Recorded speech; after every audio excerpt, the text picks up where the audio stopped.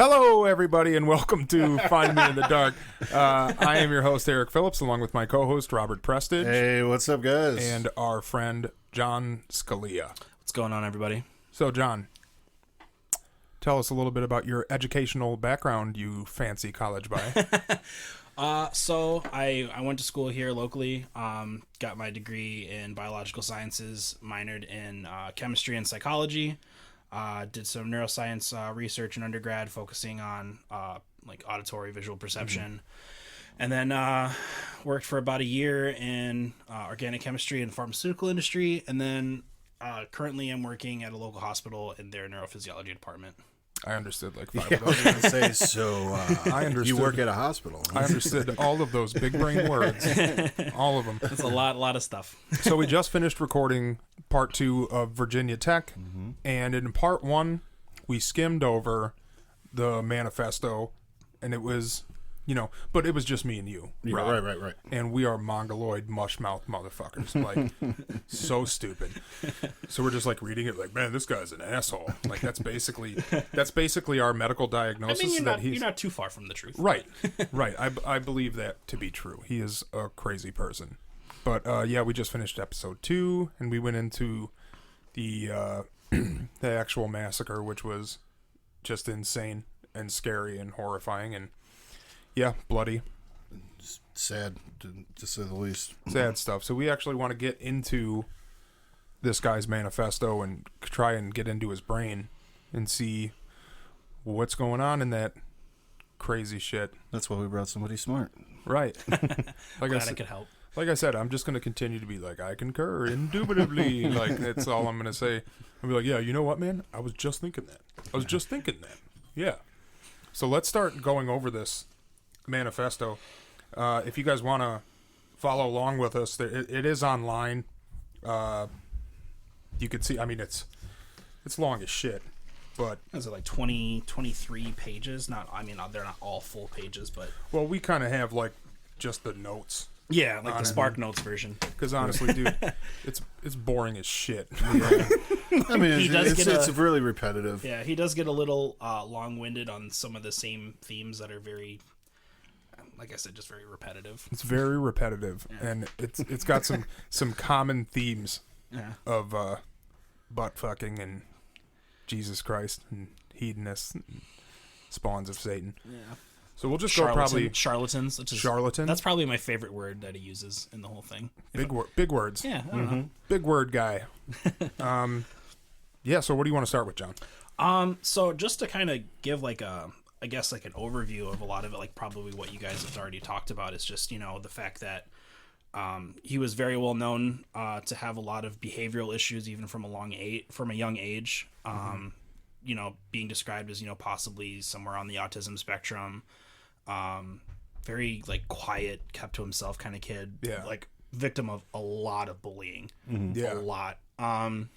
Pretty active in, from what I could tell, pretty active in his local church, and he kind of speaks to that a lot in the manifesto by a lot of his biblical referencing and terminology, and just kind of that's really the central theme of it, of how he's been wronged in the eyes of these people in his eyes, like by all these people that I guess in the eyes of the church would be not very good people. Yeah, I also think that it's kind of important that you did say he was active in his church, but it wasn't by choice. No, he was definitely No, it was forced. definitely a forceful thing, which, you know, can definitely breed some resentment anytime you're forced into doing something that you Right. don't particularly believe in, or you don't particularly like want to be a part of. Like, Well, we there's- just did an episode about the Bever brothers, and it was the same story.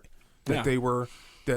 they got like basically homeschooled their entire lives, and it was not normal homeschool. It was like Christian homeschool, where yeah. it's like let's read Exodus today. Father Abraham. Yeah, can't do multiplication, but you can quote the Bible front to back. Right. Yeah, that's, you know, to each their own, I suppose, but sometimes it can be a little detrimental to your psyche, as we're kind of seeing in this manifesto, unfortunately. That is very clear. Yeah. I mean, it's just, you know, just because he's forced to it, you know, forced into it, you know. I mean, Yeah, and I mean, if you look at a lot of like, I guess, notable like shooters, serial killers, things of that sort, there is like always this kind of underlying theme of some sort of like overbearing, authoritative parental figure, or absentee parenting figure, or some like kind of religious cult membership, or just very devoutly religious in general. There's always some kind of theme that runs along those lines. Yeah, and I think besides the fact that everybody thought he was autistic, I think just him being forced into that religion was a huge part in everything else, because he got bullied for that shit. Mm-hmm. You know, he got bullied for his behavior, and just bullied because he's weird, and just like his social skills are terrible. Less than. right. Terrible. It's basically zero. Right. Yeah. You know what I mean? He doesn't know how to communicate with people. Yeah, and I mean, you can definitely kind of make the argument that he definitely, even though it's not necessarily like he doesn't self-identify as such, like Right. that whole incel kind of, you know, personality type, or, you know, you're that sexually repressed, like, You don't know, just necessarily hear him Yeah. come out and say it. But when you read the manifesto, you definitely oh yeah, for sure. You're reading, because he always is talking. It's like some self-pity shit where he's talking about like nobody pays attention to me, and like it's like, okay, dude. Yeah, and it's, you know, it just like, even in just like the first line of like the first Yeah, let's page, hit- where it's yeah. just, oh, the happiness I could have had mingling among you hedonists, being counted as one of you, only if you didn't fuck the living shit out of me. There's a lot of fucking. There's a lot of that throughout the There's a lot of entire fucking. thing. There's a lot of fucking, but I think he's scared of fucking because of the lack of fucking in his real life. Yeah, and I mean, and that's the thing. I was like, if you have these like quote unquote like unclean thoughts of just, you know, wanting to perform sexual acts on somebody, Yeah. or like, you know, like obviously like when you're a virgin and you've never done anything, you're just like, oh well, I want to do this, but I don't even know what this entails. Sure. So there's like that anxiety that comes along with it, but it's like, imagine that carrying over, you know, well into college, and never expressing, you know, not having the people skills to even be able to remotely come close to expressing those feelings. And he has zero Yeah. people skills. And then at the same time, you know, like that's what your internal thoughts are, but then, you know, your parents or the religion that you grew up in are telling you, like, if you have these thoughts or if you do these things, you're a heathen, you're, you know, you're unclean, you're this, you're that, whatever, and you're feeling this like overbearing like judgment and guilt. And like anyone that's, you know, like grew up in a religion and gotten out of it knows the power of the guilt trip. So it's really you know, I'm just it's hard on people that are in this kind of situation, like mentally and, you know, emotionally. It's very taxing. Well, I just think mentally we already knew from a young age that he was suffering from some sort of mental illness. And then to put him in that church like that, to force him to do that, I mean, there's a lot of people that are forced by their parents to go to church, and they don't end up killing people. Yeah, and that's Most of them. Yeah, and like if religion is something that, you know, that works for you, that you like, you grew up in it, you're comfortable with it, you don't let it like negatively affect your Right. life, like use it in a positive light. Sometimes it's great for people. Sometimes people, they need it to get over addiction or, you know, whatever vices they have. Like if that's what you got to do, you got to do it. But You like gotta do it. to forcefully indoctrinate someone into like just not really being about it, like it's a little detrimental. It's really Yeah, it's not an the best attempt at brainwashing that failed. thing. you Yeah, know? basically, in a way. So it's like you really just see it throughout the entire manifesto as just calling people like these Christian Nazis and hedonists and apostles of sin, and it's just this constant like on and on and on, like if only you would have given me a chance instead of like fucking me, or like it's just over and over and over. And then there's this line right here: you could have been great, I could have been great. Ask yourself what you did to me, or what you did to me to have made me clean the slate. It's a lot of, he's just talking about himself as a victim the entire time. Yeah. The entire time. Like some sort of social victim. Yeah. And just like saying that like this is his only effort is to, or his last line of defense is like, you forced me into the corner. This is the only thing I can do to like redeem myself and show you that you're wrong, and that all the people that you do this to, like, this is how they feel, and we will rise up and start a revolution. It's like, it's just like over and over. Let me ask you something, because me and Rob have been talking about it ever since we recorded episode 1. Do you think that if he was actually diagnosed with autism and got treatment, that this would have happened? So not necessarily, like, there's not really any like a treatment per se for autism. It's more along the lines of the things that he would be like comorbid with because of the autism. So, you know, possibly anxiety, depression, like lack of social skills, and potentially maybe if he got into some kind of special education program, or you know, something in school that would have, you know, given him like better tools to like deal with like the normal day-to-day things that people like have little normal lives have to deal with, that sometimes having autism kind of makes difficult for you. Right. That could have possibly had a difference on it, but there's also a lot of stigma, and like I've kind of lived through it kind of firsthand with people that are like very religious or grew up in very you know, traditional like houses, where even if there is something wrong with your child, and it's, you know, something that if you were to go see a doctor and they were to tell you like, oh, your child is, you know, has Asperger's, or they're on the autism spectrum. Yes. A lot of the times there's, you know, family members that, or, you know, even parents that are just like, no, like nothing can be wrong with my kid. Like it's just denial. You know, the denial part of it, because they don't want to, like, there's such a negative stigma associated with it. I don't know why either.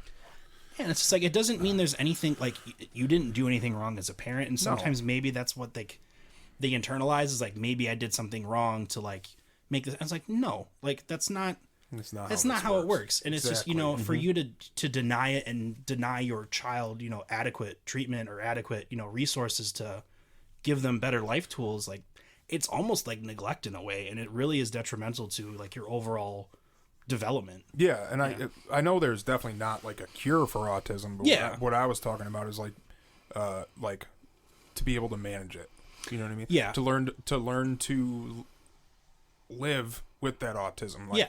There definitely could have been things that you know, early on in his childhood that potentially could have been done to help at least mitigate some of the things, but well, he did go to a psychiatrist a few times. Yeah, I mean, but that wasn't for autism. No, I know that. Yeah. But I'm saying, I mean, they definitely, I mean, at some point tried, and he's the one that stopped the treatments. Remember that? Yeah, and that is the hard part of, you know, getting people help that have mental health issues, is sometimes they just don't accept the help, and we know that there's really nothing you can do about it. So yeah, I mean, but I think in the big thing is that his parents didn't want. I don't think they wanted to accept that he had autism. Something was wrong, something was different, and everybody told them. Mm-hmm. Yeah, everybody. Yeah, including the priest. Yeah. Yeah. When even the priest is just like, hey, there's definitely something wrong here. Yeah, because they tried to solve it with like religious treatment, which I don't even know what the fuck that is. You just pray for him. Well, that's like, I mean, I feel like that's almost at the time it's in the same vein as those like make people not gay camps. Like it's just like, that's not how that works. Yeah, Mike Pence summer camp. Yeah, effectively, yeah.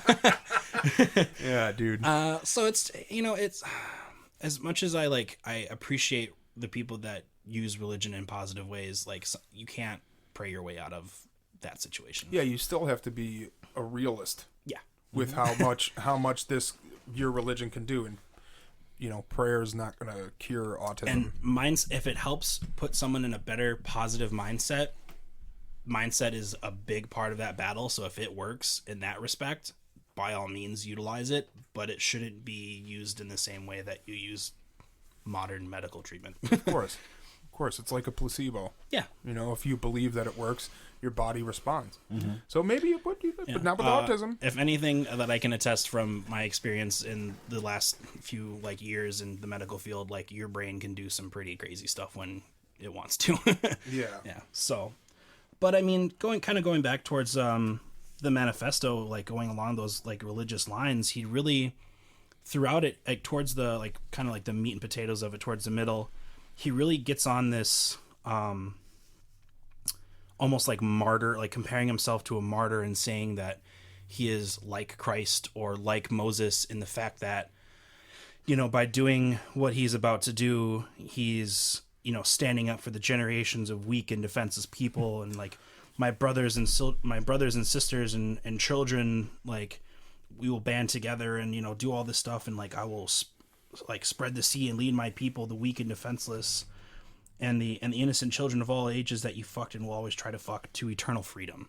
Like you know, he's really like having some delusions of grandeur, which is a pretty telltale sign of some kind of mental illness. Sometimes that kind of falls into the umbrella of like the schizoaffective, schizophreniform type diseases. Sure. Which kind of goes along with, you know, his possible borderline personality, or honestly with what you were saying earlier, before we sat down and did this, with him referring to himself as question mark, if you want to kind of Man, let's get into yeah. that. For real. So let's talk about that for a second. By referring, like, as far as like to my knowledge, him referring to himself as question mark was almost like this this coping mechanism where he created an alter ego for himself, where he, as question mark, would be able to live out and do the things that he would not be able to do as Sung Hoo Choi. That's almost the exact same thing I said in the first episode. So Yep. I am now an honorary college graduate. I promote you. I want every college to send me my fucking degree right now. And it really is. It's like it's. I don't want to say I'm not a medical doctor. I'm not a psychiatrist, so I can't put diagnoses on anyone. But it leads me to think like maybe it's a dissociative identity disorder type kind of thing, where Yep. some type of trauma or, you know, life event causes you to form an what's called an alter, or like basically an alter ego, where it breaks away from your normal Yes. your normal like self. Yep. And you sometimes unknowingly change into this alter, or it's something that just kind of manifests as like a defense mechanism to preserve yourself. It's like the pieces that don't exist in Cho that he wants so badly, he creates this whole other person to be the type of person that he wants to be. Exactly. And I'm like, why can't you just implement those skills in your real personality? And that goes along with a very incongruent self-image, where the way that you think of yourself doesn't necessarily mesh with like your ideal version of yourself, Yeah. or the way that other people see you, and it does kind of create a schism in your psyche, where you really don't know what to do. You're just kind of stuck in between, like a rock and a hard place, figuratively. Yeah. The one thing I wanted to get into is his stalking habits. Yeah, that was another part of it too. Like, I don't know, because I know the dude has social anxiety and stuff like that, but before we read it, I never pinned him as somebody that would be stalking. It just didn't seem like a part of his personality. And then all of a sudden, another failure of, you know, the college and really just the system in general, of catching him stalking somebody once, and then being like, hey, Don't do that. knock it off. and then he's like, oh yeah, for sure, I'll stop stalking that girl. I'll stop stalking her. But he picks a new girl. Yeah, and if you look at like a lot of historically speaking, a lot of like serial killers or serial rapists that are are known to like pop culture, that's where they started. They started with stalking type behavior. Golden State Killer, BTK, all of them started that way. Yeah, so they start with this predatory stalking type behavior, and then it usually manifests into some kind of like coercement or kidnapping or like rape and all those other things. And then at some point it takes a turn where like maybe it's a rape gone bad or something, or they struggle too much or whatever, and they kill him, and they get that rush and that.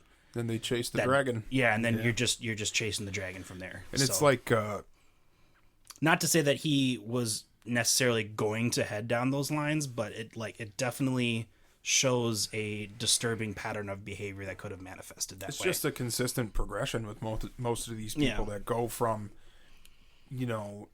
stalking, and then maybe they'll get in the house and then leave. Then they'll like get in the house and rape and then leave, but then they'll get in the house, rape, kill, and then that's where they are now. Yeah.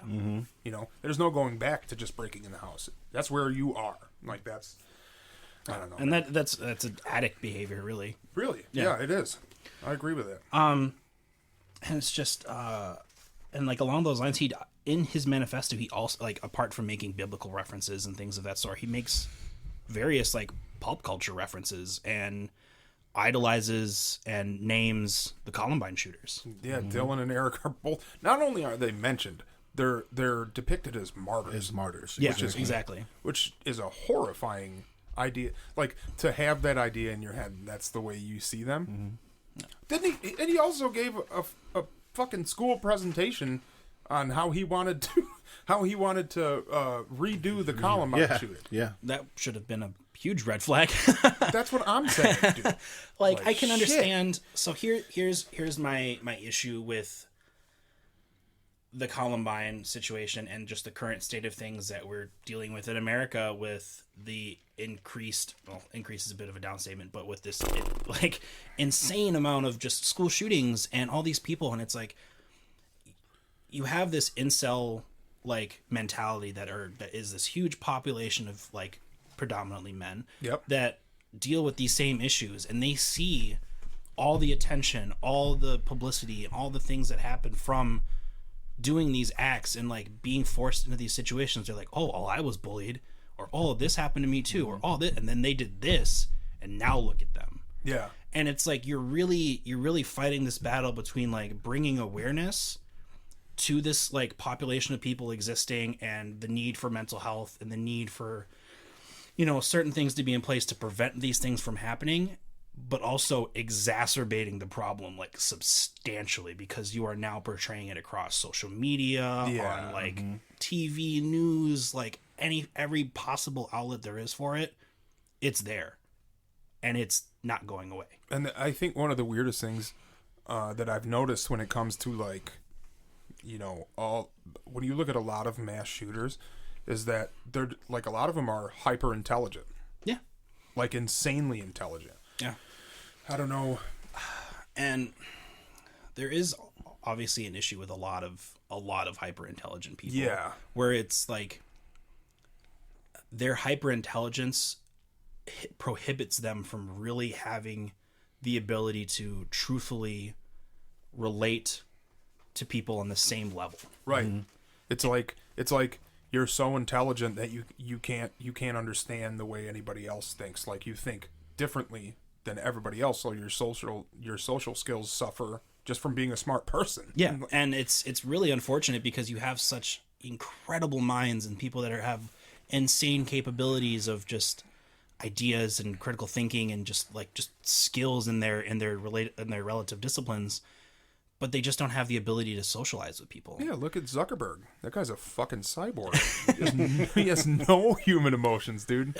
And it's just like I had a professor. Or I didn't personally have a professor, but there was a professor that I had met multiple times, where incredibly intelligent, super smart, taught like very high level classes in his field, but was like a babbling idiot drunk and was a high functioning alcoholic.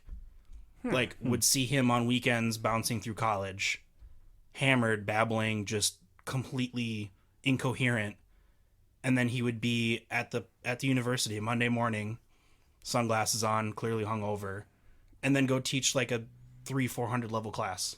That dude's my hero. And I'm just like, he's so, but like, I mean, obviously I don't know his personal story, but it's like, I can see where he would use, you know, the alcohol as a way to like kind of dumb himself down. So you put him on, so you're on the same level with people, but it's like, he just obviously took it too far where it's like, well, now you're not even on their level. You're just like drooling on yourself on the bar kind of thing.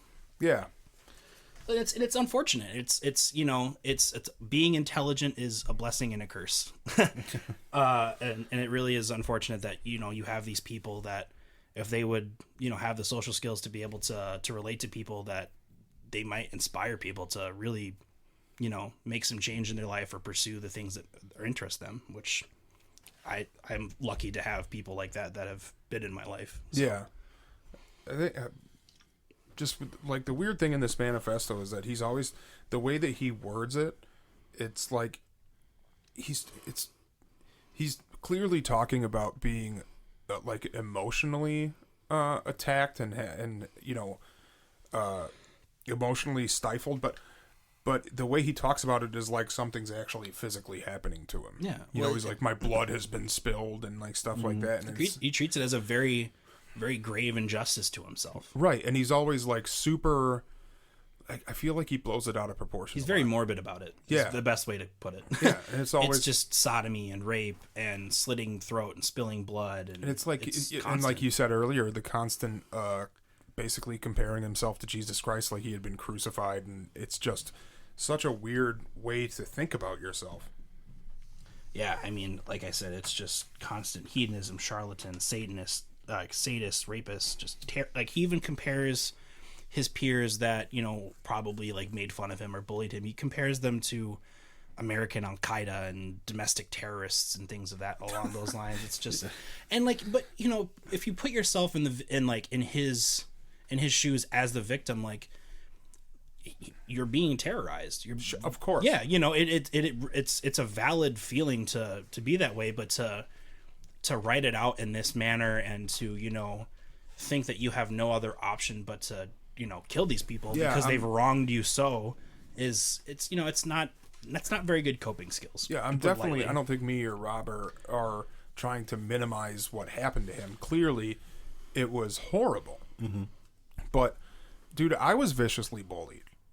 Like, for a long time. Me too. For a long time until until I punched somebody in the face and everybody saw it. That pretty much happened with me too, you know. And I was always the big guy. Everybody made fun of me for being the fat guy, you know. Right. And I was soft, you know. And then then I finally realized, like, oh, I got. If you just hit, I can use this to my advantage. All you gotta do is just fucking hit somebody. Yeah. Like, you know, and then, you know, yeah.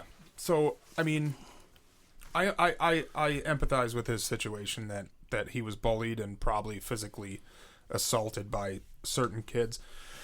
But there's other ways to deal with that.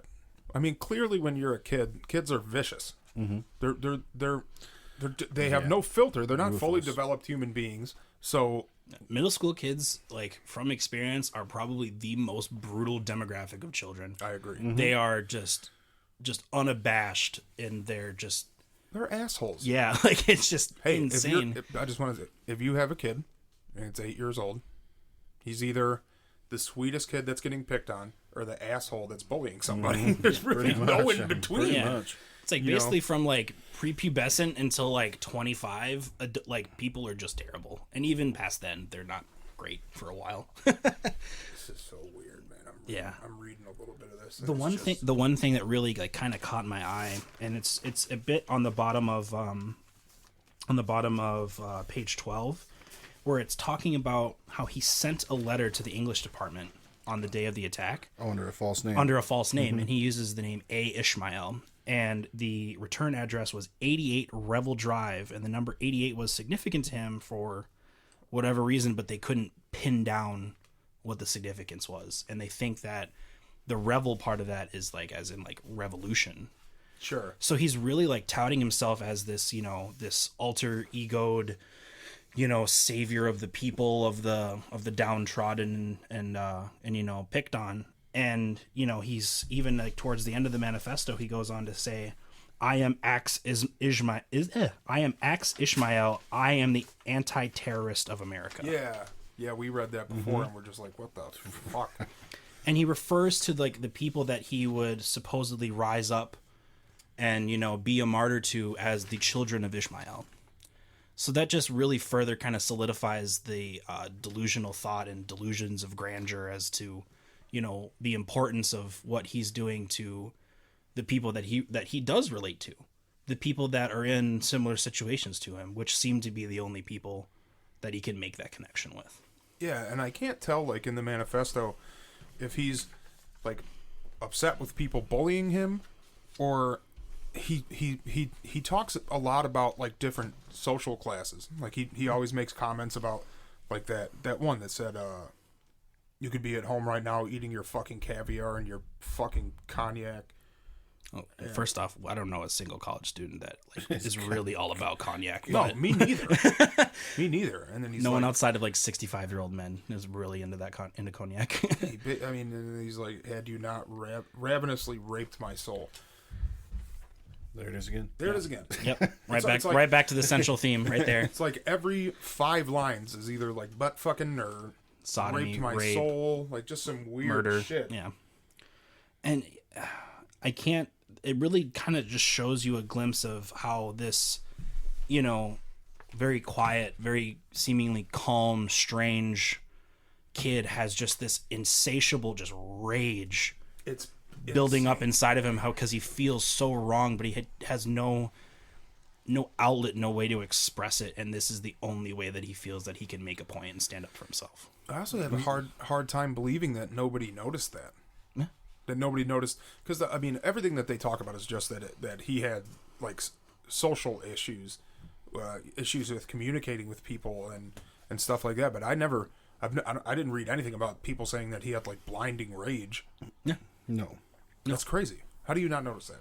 Yeah, it's just, and it's that rage and that frustration obviously manifested into what he did that day, which is unfortunate that that's what it had to come to. And that somewhere along the lines, it really kind of goes into that whole social loafing principle of like, oh, well, that's not my problem. Someone else will come along and deal with it. I don't have to deal with it. And it's just like, if you're the one to speak out, you're that person.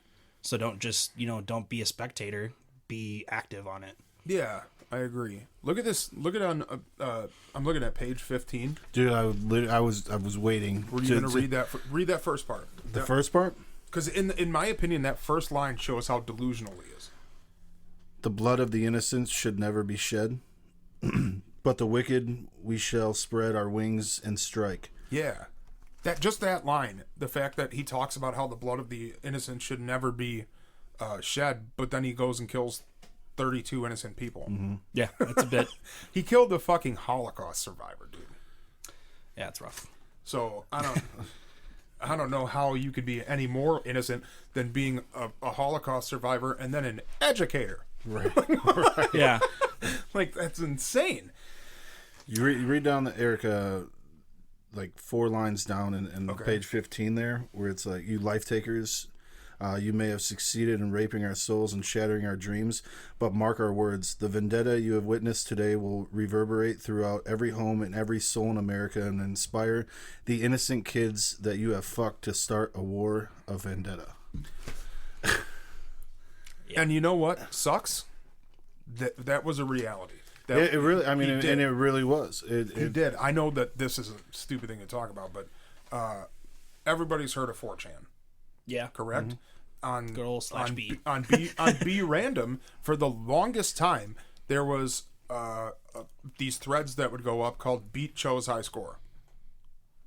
And a lot of people that were on there ended up trying to do mass shootings. There was a guy that posted on there, I read it, that said, watch the news for Germany because I'm going to the mall to beat Cho's high score. And he went there and killed 15 people. Yeah. And that really just kind of lends itself to the issue that I was talking about earlier, where it's become publicized. And I was gonna ask you that if you think the attention that they get from the media is influencing kids to do more. 100%. And yeah. you can be on whatever side of the argument for that, whether it's gun laws, whether it's violence in video games, like whether it's hypersexuality at an early age or whatever you want to say. But I think the real fundamental issue is the fact that not only are these kids doing it, but it's getting blasted over national television every single time. I really think that they should only cover the victims. Yeah. That's it. I wouldn't talk about manifestos. I wouldn't talk about what like his hobbies were, like, because you are making that person more relatable to other people. Mm-hmm. Yeah. Right. And that was honestly that was really my big issue with a lot of the what was it? It was the movie that came about with Ted Bundy where it was Zac Efron. Oh, what was that called? I don't remember. Oh, something wicked, violent, whatever it was. Yeah, it was like, whatever the case is. That like you're taking someone who was a mentally disturbed, very wicked, evil person, a sociopath, a legitimate sociopath, and I don't want to say just because it's Zac Efron that they're making it relatable, but it's like it's still Zac Efron. What they were trying to do in that movie is make him look really clever and cunning, manipulative, and but he was, and he was, but he was, but in that movie they don't show the animal that he was. They definitely don't. They don't show him definitely crawling into that sorority and beating women to death in their fucking sleep. They don't show. 100% correct. They don't show him, fucking biting girls and cutting their fucking heads off and driving in his car with it. They pretty much turn him out to be like a sex symbol, and that's what I'm talking about. Yeah, and that's going along the lines of what it's like. You can say like it maybe Columbine was like the spark. Mm-hmm. But like this definitely, especially the usage of multimedia platforms of, videotaping his manifesto, sending out letters to the English department within his school, like to CNN, making an effort to really publicize what he's doing and why he's doing it. Well, yeah, and with the Columbine thing, I think a lot of kids that were getting bullied related to it because the kids that were getting bullied took the power. Yeah. Mm-hmm. You know what I mean? In the worst way possible. Yeah. But a lot of kids were like, fuck yeah, these guys are fighting back, even though they killed a ton of innocent people. Yeah, that, for all intents and purposes, many of them could have been victims of bullying themselves. Yeah, right? Of course. So it's, it's really counterintuitive. I mean, and then he wasn't picking and they weren't picking and choosing who they were shooting. There's Kyle Jacobs. He was an asshole. Like, right, it's like, no, it's just anyone and everyone. Yeah. I mean, I remember that they saw one of their friends that was standing in the hall, and they just mowed him down. Like, oof. And I think another thing that really, like, I see it all the time that people thought was super cool about Columbine, that I think it was Dylan was wearing a natural selection shirt while he was doing all this. Yeah, well. It's fucked. Yeah, that's to put it lightly. I don't fucked. think that's what Charles Darwin had in mind when he. It definitely isn't. That's not natural selection at all. Not to make light of anything, but. Yeah, here it is right here, where he says, generation after generation, we martyrs like Eric and Dylan will sacrifice our lives to fuck you thousandfolds for what you apostles of sin have done to us. In that one line is basically the whole manifesto rolled up into one. Yeah, it's a pretty succinct center point to it. All he needed, he does to fuck you. There's everything in there. There's the martyr, there's the religious overtones, there's or religious undertones, and then there's the fucking, and the fact that he basically calls not only him but the biggest school shooters previous to him to being martyrs. Mm-hmm. Yeah, that's sums it up right there. It's insanity. Yeah, it's really just the mind of someone that just got pushed to the edge. It's just right after that you write a paper about wanting to do the Columbine massacre over again. You're gone. Yeah, you're gone. At least for a while to be evaluated. Yeah, some kind of psych. But that was he was in. I think he was still in high school when that happened. Mm-hmm. Yeah, and then that's even better because not 18. Yeah, He doesn't he's a minor. He doesn't Right. have to consent to being in there. And then remember, they didn't talk about in his transcripts to get into Virginia Tech. He didn't disclose any information about his mental health issues. I think that's a fucking, like I've said on the last episode, that I am like basically pro gun rights. Like I do believe that law-abiding citizens should be able to have guns to protect their family, protect their home, and protect themselves. But the way Cho got his weapon, by Plural. by just checking a box. checking no, where it said, "Do you have any mental?" Yeah, it should not be that easy. All he said is, he's like, "Nope," and then the guy's like, "I believe you." You seem to be an upstanding citizen. Yeah, here's the deal on guns. You can have 3 of them. And for a the lot, price of and one. like people that are like licensed firearm retailers, they do reserve the right to deny service to people if they think that it's going to be used in a unlawful way, or they're sketchy or they're acting weird. Like they reserve the right, as any other business should, to refuse service to customers. Yeah, but how often do you think that happens? Not very. Not very much. Not when money's dangling in your face. Yeah, exactly. Exactly. Like, here's $600, or you could turn it away. Well, most people that run a privately owned business are going to be like, $600 sounds good. Mm-hmm. But, and I am a gun owner. I do also believe in gun rights, but I think it definitely a mental health screening, and not just like, do you have XYZ, blah, blah, blah. Like, I'm not saying it should be an invasion of someone's HIPAA rights or anything like that. Yeah. But, like, maybe a questionnaire, maybe have a discussion with a medical professional, like something along That's what those I was lines, thinking. just to, like, be like, okay, they're of sound mind and body to be able to possess a weapon. So you think that they should have a not necessarily a psychic evaluation, but a medical professional should evaluate you before and sign off stating that you can own a gun? I think. Well, here's the thing: is then that medical professional is taking responsibility for any actions or inactions that person ends up going. Once you put your medical like stamp on it, it's now your responsibility. Yeah. So, I think it should be at least be like a questionnaire. And if there's any like red flags on this questionnaire, like, oh, this, like, which they do give out like psych questionnaires, they give it to people in crisis and hospitals and stuff like that all the time.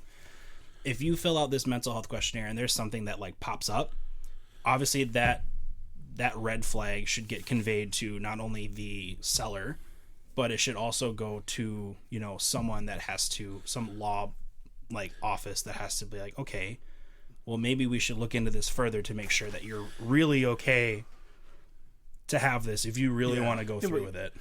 But it's easy to check yes instead of no. Yeah. Yeah, that's the thing. Just a yes and no thing is one thing, but it's what the questionnaire is really, for the ones that I've seen, it's a lot of like mock scenarios where it's like, so and so person does this to you. How do you respond? A, B, or C? Right. And if it's like, if you do A, you're okay. But if you do C, Yeah, but how long has that been implemented? Because it doesn't sound like it was in 2007. those questionnaires have been around, at least from an academic standpoint, for a very long time. Have they? Yeah. Okay. Oh yeah. Yeah. So, and also from probably a medical standpoint too, because that's probably where they started, and they Yeah, got utilized by educational bodies. I knew that, bro. Yeah. Okay. Another part of this manifesto, really on page 23, which is basically the only part that we have from 23. It's like, are you happy now that you have destroyed my life? Now that you have stolen everything you could from me, now that you have gone on a 9/11 on my life like fucking Osama, now that you have fucked your own people like fucking Kim Jong-il, now that you have gone on a Hummer safari on my life like fucking Bush, are you happy now?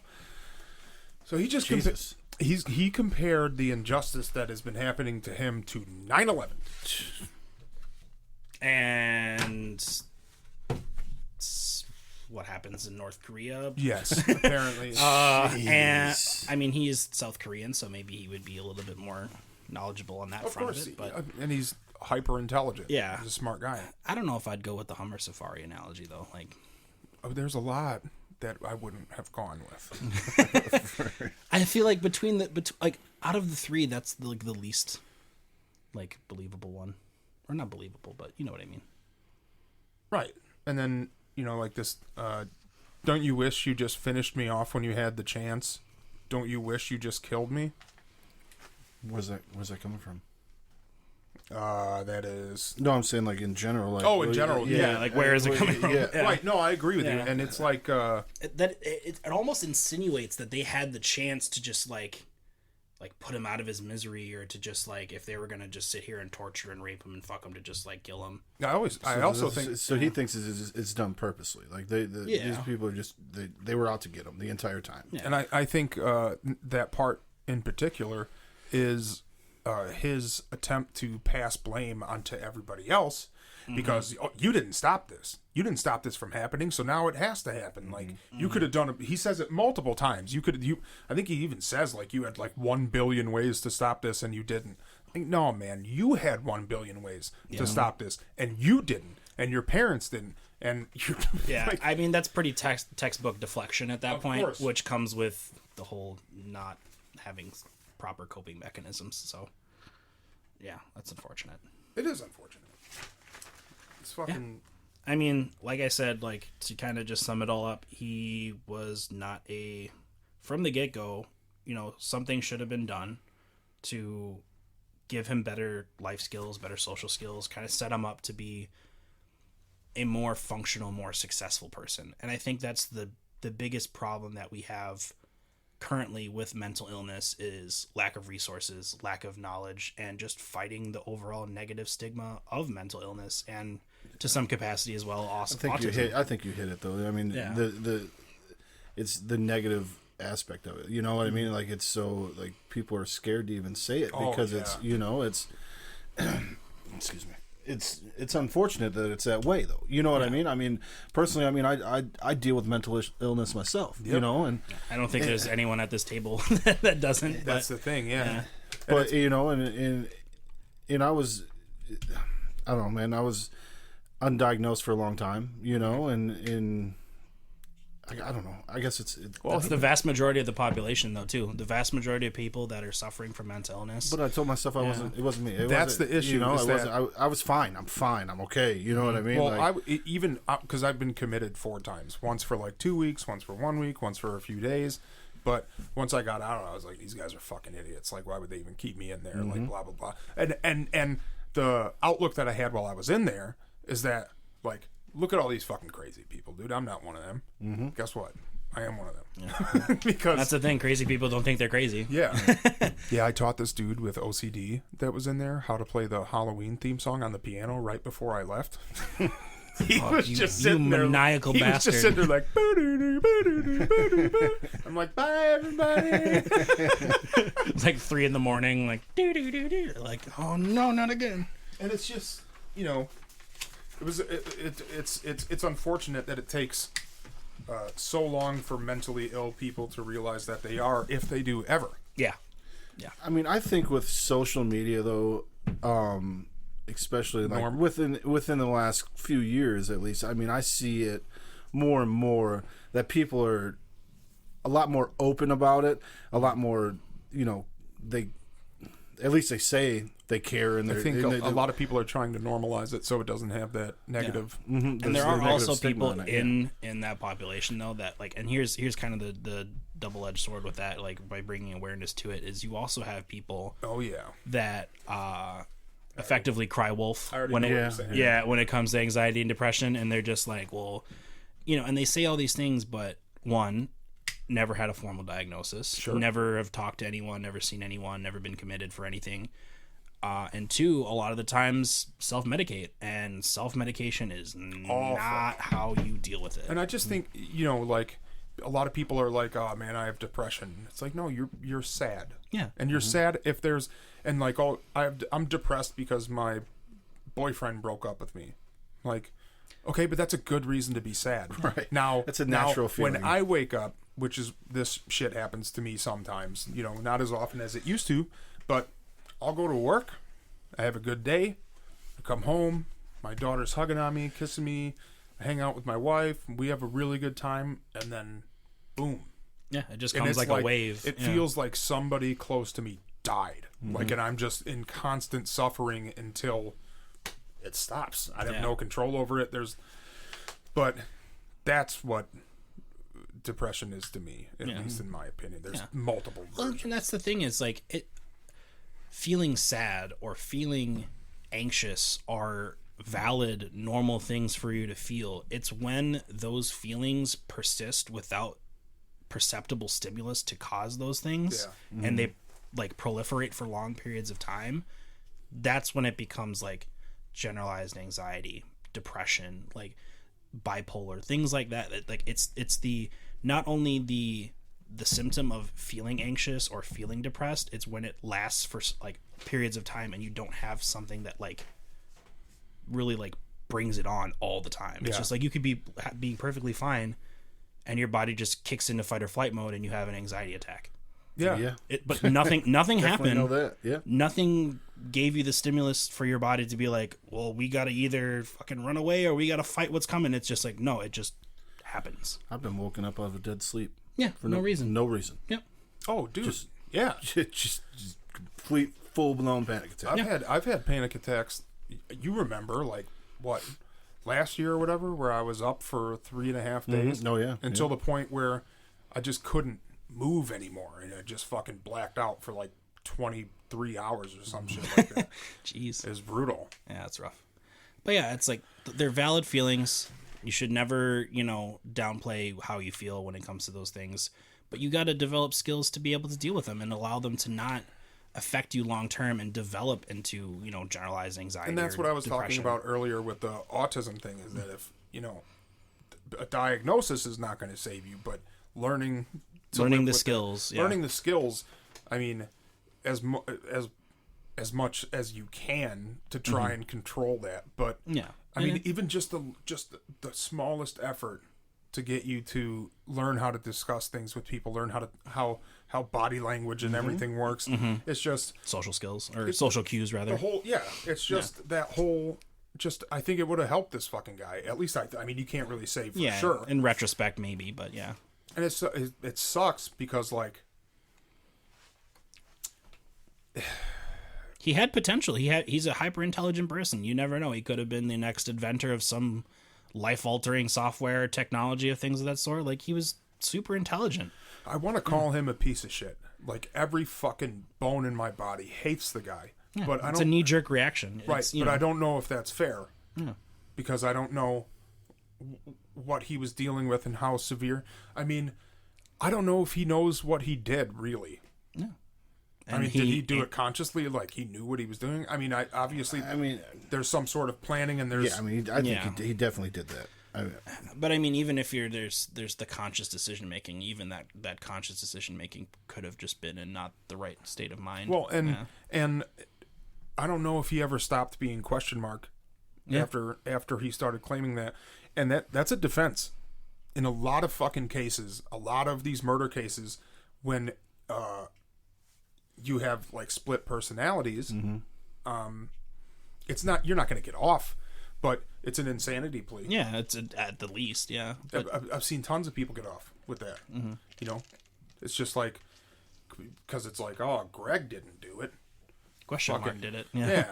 Yeah, man. His alter ego Dan Fogelberg did it. Like, okay. Yeah. So it's like I said, like if the things that he was ailing with could have been addressed earlier on, and he would have had better tools, whether it was development of different social skills and things like that with counseling for autism or cognitive behavioral therapy to change the way that he went about his day-to-day life and coping with stressors. Like, he could have very well not been another school shooter. He could have been an inventor. He could have been a Fortune 500 company CEO. You have no idea what his potential would have been. He could have been anything that he wanted to be at that point, I think. But and I think besides Columbine, this school shooting has been the most influential for other insane people, like the little kid that shot up Parkland, and then Well, you're gonna have copycats with like, I mean, copycat murderers, copycat school shooters, copycat rapists. Like it just happens. Yeah. It's just a sad situation all around. That these kids are probably going through the exact same shit and could be helped. Like you can't say that his experiences aren't relatable, because they are relatable to a vast majority of the population. It's like, and that's what they're banking on. Yeah, I agree. Like, this is my story. Maybe it relates to you. This is how I solved it. What do you think this experience did to the survivors? Well, first off, insane PTSD right off the bat. Yeah, we're not like that's a given. But there really is. I mean, if you talk to people that are victims of school shooters, or victims of serial killers that got away, or Army veterans, people that have served in like police and firefighter and stuff like that, there is an overwhelming feeling of guilt. Yeah, where it's that like, they survived. why did I? It's called survivor guilt. Why did I survive? Why am I here and my friends aren't? Yes. What could I have done to save them, and like so that I'm not here by myself? And that sucks that they feel that way. And a lot of them end up committing suicide because they're just overwhelmed with this guilt. And it just sucks because like the fact that they feel that way, when in reality, in my opinion, you should be living every single day as if it's extra time for you, because like if you survived Virginia Tech, holy shit, man, because we're talking about like 4 or 5 classrooms that are small classrooms. What you said, 20 by 25? Yeah, somewhere around there, 22 by 25. With almost no furniture in it, so it's all clear shots. I mean, and this dude walked up and down the rows just fucking shooting everybody, and he came back to some of these classrooms 2 times. And at that point, it's like fish in a barrel. Literally. It's just, I mean, that's exactly what it was. There's no marksmanship involved in that. That's literally point aim shoot. 28 of those were headshots. Well, 28 out of 32. I guess he took his time then, but he didn't. No, it was 11 minutes it took to do the 30. Geez. The 30. Right. Yeah, bro. Yeah, the 30 people that were in Norris Hall. It was a total of 11 minutes from when he started shooting to when he shot himself in the head. Wow. That's a very deliberate message that he was sending, I think. It's just insane, man. He's just such a sad case. Yeah. Because even, like I said, there were lives that were extinguished and then lives that were changed forever. Yeah. And it's, my heart goes out to anyone that's ever felt the repercussions of not only this school shooting, but any school shooting, any of the shootings that have happened in the U.S. in the last 15 years at this point. Shit, in the last 15 minutes. Yeah, right. It's like, I mean, if you know someone that's dealing with anything with this, like there's national mental health hotlines. There's places that you can go. There's numbers that you can call, people that you can talk to get the help you need. Utilize it. Don't think that you're alone. Don't think that's anything is your fault. Just take care of yourself. That's all I gotta say. I agree with you. Shit, even hit us up on Facebook if you really need to, man, and we'll try to point you in the right direction. We've got resources. We've all dealt with it before. We know the channels. Like, we'll do whatever we can. Been through. It's this isn't just something like haha funny that we talk about and that we find interesting. It's real life shit. Like this happens. It's real life shit, and the way that we do it, we're trying to bring this shit to light. That hoping that maybe people see signs, or just people learn that maybe they do have to go get help. Speak up, concern. Don't be a social loafer. Don't be a witness. Like, that's it. You see it, say something. That's see something, do something. That's the biggest takeaway, I think. Guys, I think we did it. I think we nailed it. I think we did the first ever episode with a guest. John, thank you for coming in. Yeah, you've been amazing, man. Yeah, I appreciate you guys reaching out and having me come on. So hell yeah, Rob, good job today. Yeah, same to you guys. And I really enjoyed really listening to everything, your inputs, man. So I get it. Thank you. I guess you don't like hearing my input. I hear you enough, Eric. I said some fucking smart stuff. You did. You are on yep, that's why I sat back and listened most of the time. Eric formed some intelligent, coherent thought. It was in there. Yeah. Big word. Yep. All right, everybody. Find me in the dark. Out. Peace. Peace.